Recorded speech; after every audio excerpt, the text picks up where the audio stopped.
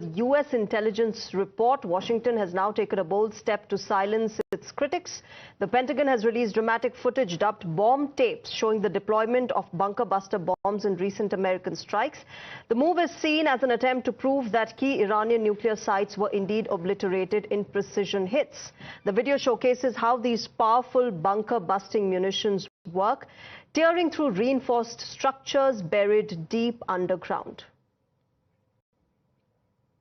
Now remember, the Pentagon's briefing on the recent American strikes in Iran was also conducted, which quickly took another turn, leading to an unexpected exchange. Tensions flared between U.S. Defense Secretary Pete Hegseth and his former Fox News colleague Jennifer Griffin. In a heated exchange, Hegseth accused Griffin of spreading misinformation, saying, "Jennifer, you've been the worst, consistently misrepresenting information and doing so intentionally." Griffin firmly hit back, stating that she was the first to accurately report on the B-2 bomber deployment, the mid-air refueling and the mission details. Defending her credibility, she said that I take issue with that. Just arrived last night back from NATO. Do you have certainty that all the highly enriched uranium was inside the Fordo mountain, or some of it, because there were satellite photos that showed more than a dozen trucks there 2 days in advance? Are you certain none of that highly enriched uranium was moved? Of course, we're watching every single aspect, but Jennifer, you've been about the worst, the one who misrepresents the most intentionally. What the president says. I'm familiar. Of the ventilation shafts on Saturday night, and in fact, I was the first to describe the B-2 bombers, the refueling, the entire mission with great accuracy. So I take issue with that. So we're looking at all aspects of intelligence and making sure we have a sense of what was where. For years, it was a devastating attack. We appreciate you covering it. Well, so that, of course, is Secretary Pete Hegseth in that heated exchange with his former colleague. But remember, the Trump administration has been under immense pressure domestically as far as the impact of these strikes are concerned.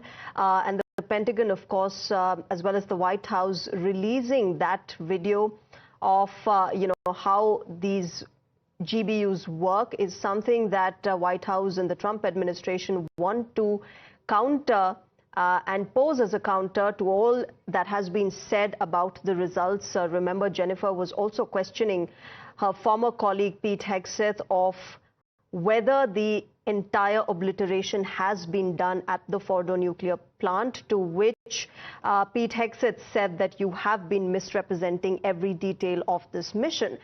My colleague Srinjoy Chaudhary is joining us for more on this. Srinjoy, the Trump administration under immense pressure back home as far as the impact of the airstrikes are concerned.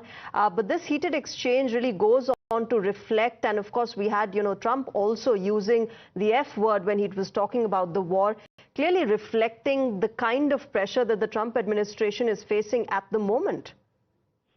Undoubtedly, the first point is that there is a difference of opinion. The intelligence people say that yes, there has been damage, but the damage can be repaired in a few months, and after which Iran's nuclear program will be on course.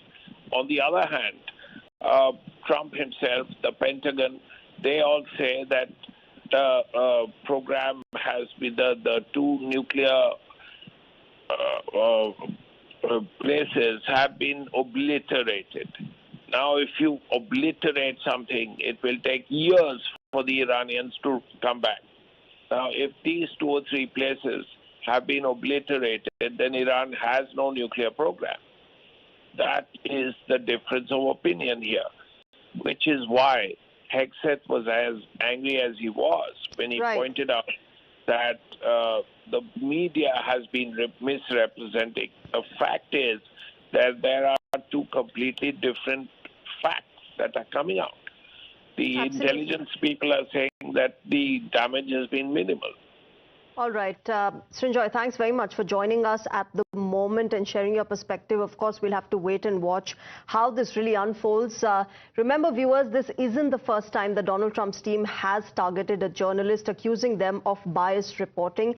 In fact, following the airstrikes, Trump personally called CNN and the New York Times out for what he described as unfair coverage. In a scathing statement, Trump had claimed that fake news CNN and the failing New York Times have teamed up to demean what he called one of the most successful military strikes in history. He's accused both networks of trying to always make US look bad. In fact, Trump didn't hold back, calling the reporters involved as bad and sick people, and insisted that both CNN and the New York Times are now being slammed by the public. We'll keep getting you more on this. Right now, it's... When the stakes are high and the answers